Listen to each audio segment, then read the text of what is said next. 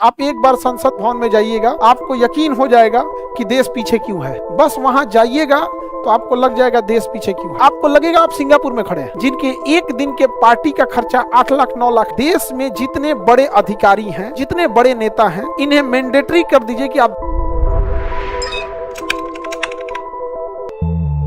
पुराने संसद का नाम क्या है भैया? संविधान सदन। पुराने संसद भवन के सेंट्रल हॉल में ही बैठ के संविधान लिखा गया था, इस कारण इसका नाम ही पुराने संसद का नाम हो गया संविधान सदन। संविधान सदन नाम हो गया संविधान सदन। आगे बढ़े, संविधान सदन नाम हो गया। संविधान सदन किसका? म्यूजियम में बदल दिया गया पुराने संसद को। पुराना संसद छोटा हो भी गया था, नया संसद थोड़ा बड़ा बनाया गया है और बहुत बड़ा है नया वाला संसद। आप लोग कभी अभी तो आप लोग को कभी संसद जाने का मौका मिला? आपको यकीन, आप एक बार संसद भवन में जाइएगा, आपको यकीन हो जाएगा कि देश पीछे क्यों है। बस वहां जाइएगा तो आपको लग जाएगा देश पीछे क्यों है।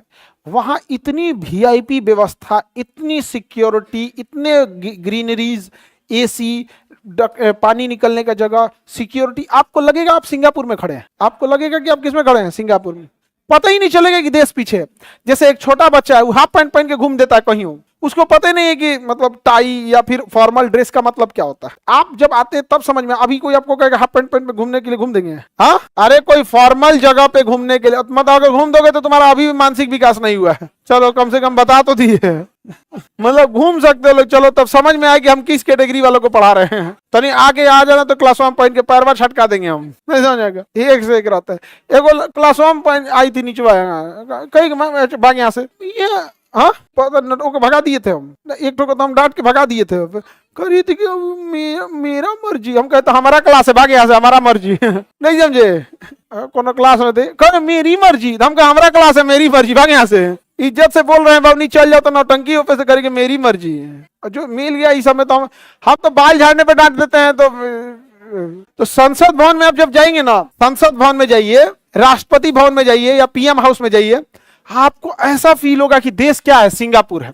जिस वजह से वहां बैठे लोगों को यह समझ में ही नहीं आता है कि एक गांव का इंसान जो 500 रुपया के लिए लाइन में लग जाता है, किसान, वो कितनी तकलीफ से झेल रहा होगा। 4 घंटा बैंक के लाइन में लग जाता है 500 रुपया के लिए किसान, जिनको कोई समझ में नहीं आता है।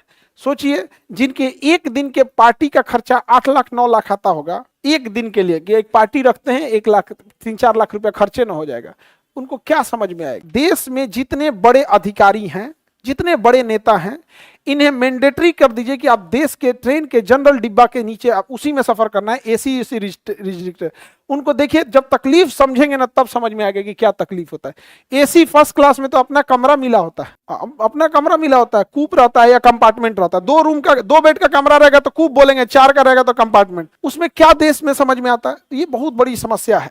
जिनके हाथ में चेंजिंग ले आना है उनको दिख ही नहीं रहा है, तो उन्हें लगता है कि जैसे सब चीज है वैसे पूरा दुनिया चल रहा है।